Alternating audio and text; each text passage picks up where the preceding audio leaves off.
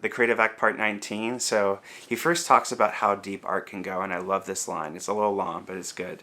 He says, "The most truthful and irrational aspects of ourselves are often hidden, and our access to them lies through the creation of art. Each work tells us who we are. Art goes deeper than thought, deeper than the stories about yourself. It breaks through inner walls and accesses what's behind." That's one of the reasons why I just love art so much, because I feel like since I learned the technical skills of creating, now I can use my personal influences and combine them both into a great piece of art. And obviously I have a lot to learn, but I feel like I'm getting naturally better and better. I'm knowing how to express myself more, and the way I'm doing that is through creating. And so I do think art is a beautiful thing, because it allows you to dive into things that maybe you're not comfortable talking about, or you didn't even realize that there's things that you didn't even realize you are who you are.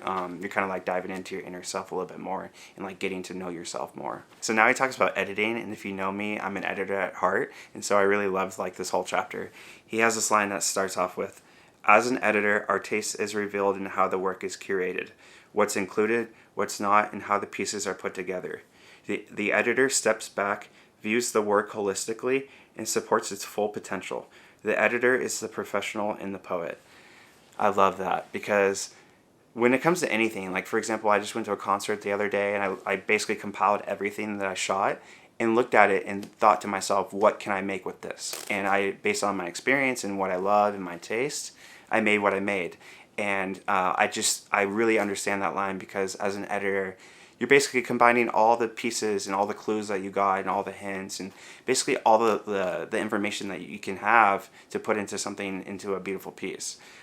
So I love that. I feel like editing really is the one at the end of the day that's kind of puts all the scraps together. He has another good editing line. He says, "Editing is thought of as trimming and cutting away the fat.